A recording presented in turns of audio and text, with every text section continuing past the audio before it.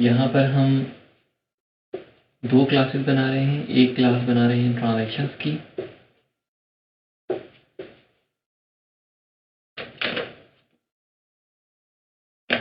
दूसरी क्लास हम बना रहे हैं इवेंट की।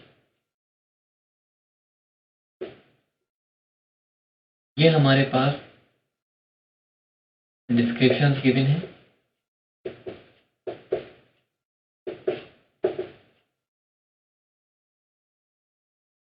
नंबर 1,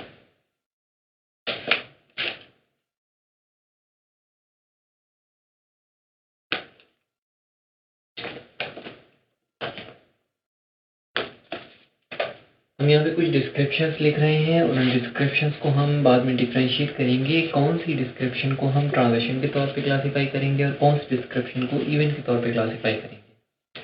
मिसाल के तौर पे नंबर 1 डिस्क्रिप्शन है mister x started business with capital rupees 5000 cash. Mister A ने 5000 रुपीज कैश के जरिए बिजनेस स्टार्ट किया और यही उनका कैपिटल भी था। यहाँ पर आपको एक वैल्यू दी गई है जिससे इस इंफॉर्मेशन के अंदर ये बताया गया है कि बिजनेस स्टार्ट हुआ है 5000 रुपीज से।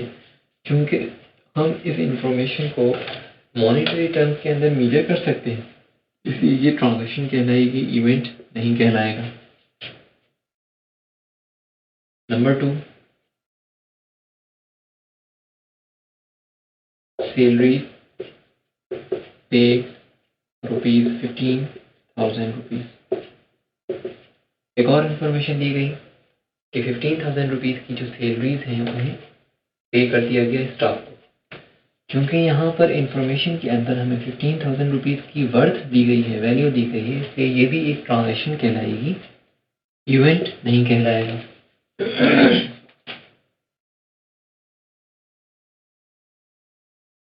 नंबर 3,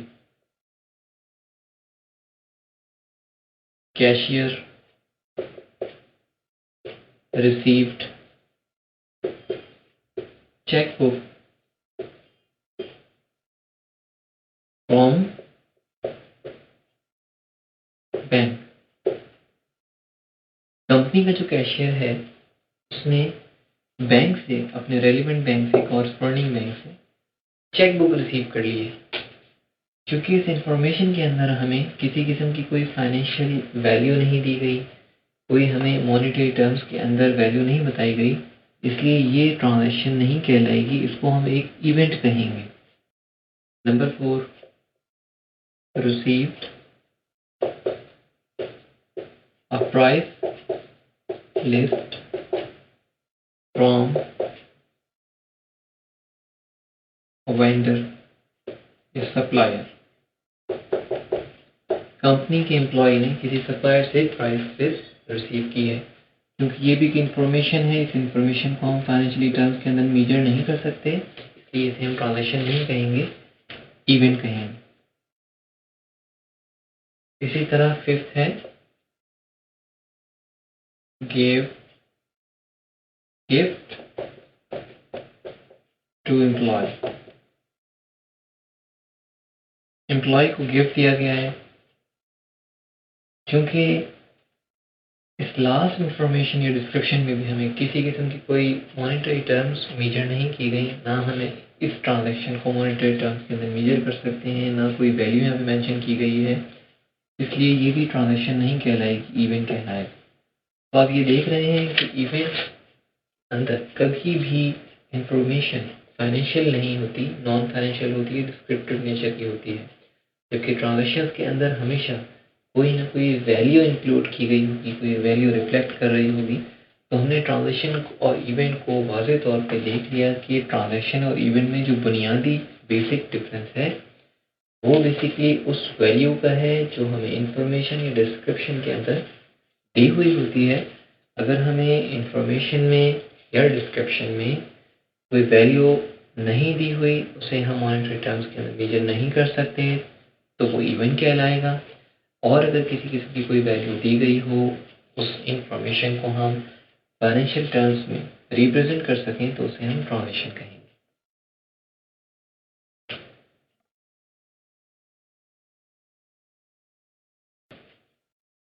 अब हम अकाउंटिंग साइकिल का एक छोटा सा सेशन यहाँ पर डिस्कस करेंगे कि अकाउंटिंग साइकिल क्या होता है।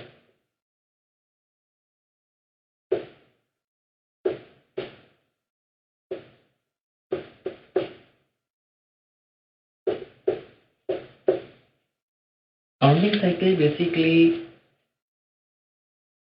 काउंटिंग प्रोसीजर की एक ऐसी सीक्वेंस है जिसके ज़रिए से हम बिजनेस की ट्रांजैक्शंस को क्लासिफाई करते हैं, रिकॉर्ड कर रहे होते हैं, क्लासिफाई कर रहे होते हैं और समराइज कर रहे होते हैं।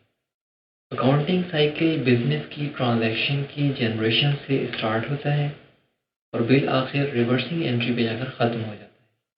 हम अभी आपको ये बताएंगे कि इस साइकिल के अंदर वो कौन कौन से स्टेप्स हैं जो ट्रांजैक्शन को रिकॉर्ड करने, उसको समराइज करने, उसको क्लासिफाई करने के लिए इस्तेमाल किए जा रहे होते हैं। अकाउंटिंग साइकिल हमेशा बिजनेस की जो ट्रांजैक्शन है उसकी आइडेंटिफिकेशन से शुरू होता है। सबसे पहले ट्रांजैक्शन की आइडेंटिफिकेशन की जाती है। ट्रांजैक्शन की आइडेंटिफिकेशन से मुराद ये है कि हम ये देखेंगे कि हमारे पास जो ट्रांजैक्शन हो रही है वो किस हेड से मुतालिक हो रही है। क्या वो परचेज की ट्रांजैक्शन है, सेल्स की ट्रांजैक्शन है, बैंक अकाउंट से मुतालिक ट्रांजैक्शन है, बैंक के अंदर कैश को डिपॉजिट करने से मुतालिक कोई ट्रांजैक्शन हुई है, क्या गुड्स कस्टमर को सेल की गई हैं या गुड्स सप्लायर से परचेज की गई हैं, क्या फिक्स्ड एसेट्स परचेज किया गया है या बिजनेस के अंदर कोई इन्वेस्टमेंट की गई है। सबसे पहले इस बात को आइडेंटिफाई करना ज़रूरी है, मालूम करना ज़रूरी है कि ट्रांजैक्शन की नेचर क्या है। जब ट्रांजैक्शन आइडेंटिफाई हो जाती है तो उसके बाद नेक्स्ट स्टेप ये आता है कि उस ट्रांजैक्शन को एक बिजनेस डॉक्यूमेंट के ज़रिए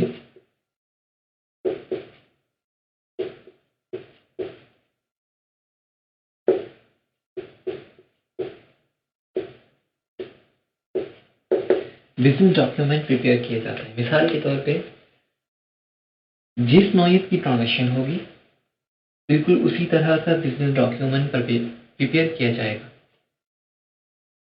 अगर परचेज की गई है तो document, business document purchase order की शक्ल में जनरेट होगा, परचेज की इनवॉइस बनेगी। अगर यहाँ पर सेल की गई है, ट्रांजैक्शन सेल से मुतालिक है, तो बिजनेस डॉक्यूमेंट भी सेल से मुतालिक प्रिपेयर किया जाएगा। मिसाल के तौर पर सेल्स की इनवॉइस बनाई जाएगी जो कस्टमर को बिल की जाएगी। तो जिस नौयत की ट्रांजैक्शन है उसी नौयत के एतबार से बिजनेस डॉक्यूमेंट जनरेट हो जाएगा। जैसे ही इनवॉइस बनती है तो वो invoice basically books of journal entry के अंदर रिकॉर्ड हो जाती है। बुक्स ऑफ ओरिजिनल, इसको हम जर्नल भी कहते हैं। Journal books of journal entry या बुक्स ऑफ ओरिजिनल एंट्री के अंदर वो इनवॉइस रिकॉर्ड हो जाएगी। बुक्स ऑफ जर्नल एंट्री के अंदर बेसिकली डेबिट या क्रेडिट की शक्ल में हमारे पास ट्रांजैक्शन रिकॉर्ड हो रही होगी। जब बुक्स ऑफ जर्नल एंट्री के अंदर ट्रांजैक्शन रिकॉर्ड होती है तो जो डेबिट का इफेक्ट है वो और जो क्रेडिट का इफेक्ट है वो सेम अमाउंट के साथ रिकॉर्ड हो रहा होता है। और उसके बाद नेक्स्ट स्टेप के अंदर लेजर के अंदर उसकी पोस्टिंग हो जाती है।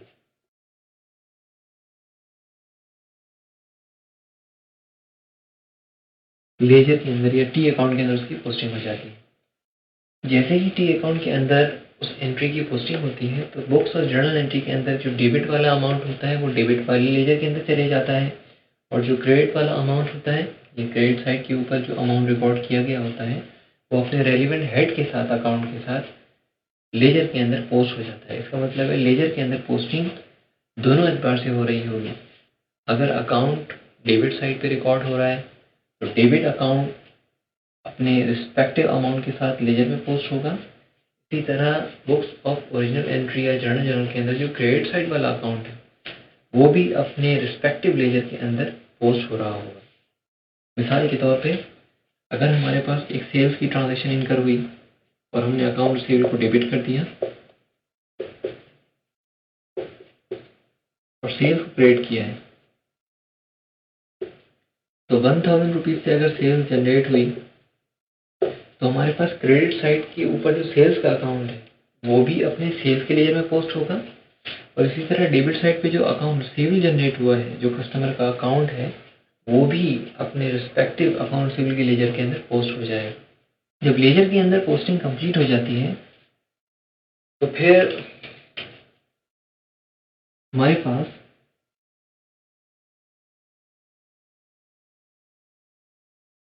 दो सिनेरियोज आते हैं।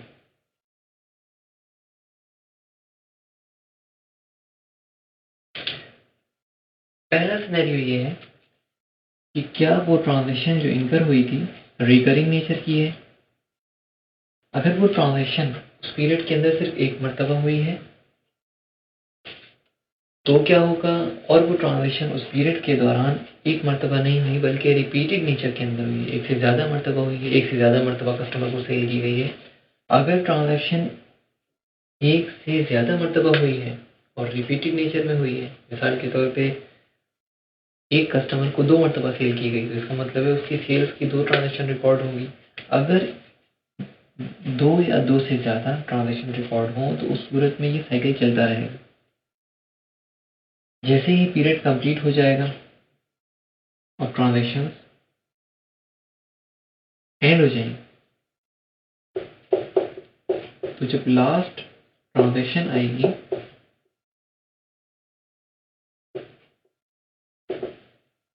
तो वो लास्ट ट्रांजैक्शन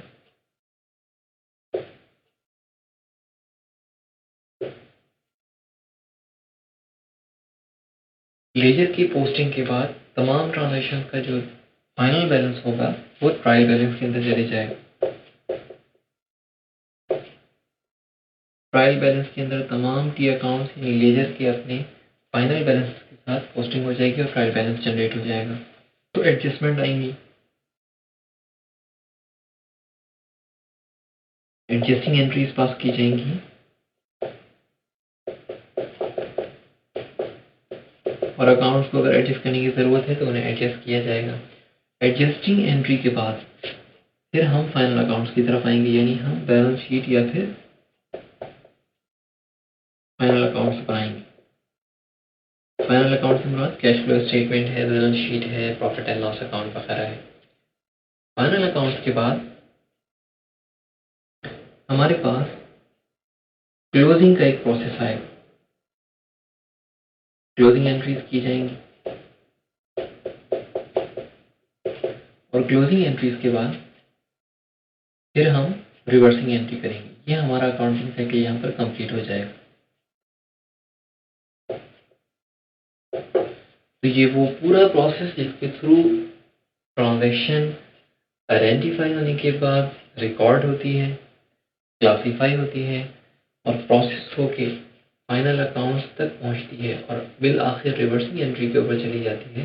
ये पूरा का पूरा हमारा जो साइकिल है ट्रांजैक्शन से मुतालिक, इसे ही हम अकाउंटिंग साइकिल कहते हैं।